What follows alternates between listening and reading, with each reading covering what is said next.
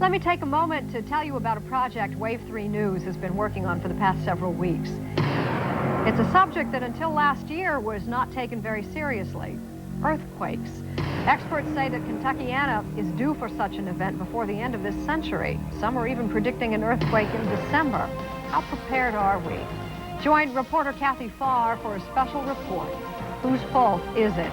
Beginning October 31st on Wave 3 News. Working in the spirit of wave country.